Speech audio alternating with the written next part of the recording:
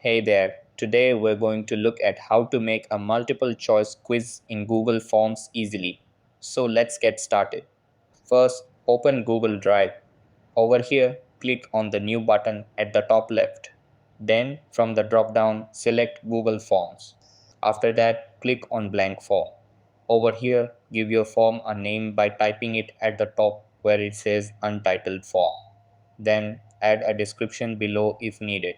Next, click on Settings. Over here, turn on Make this a quiz.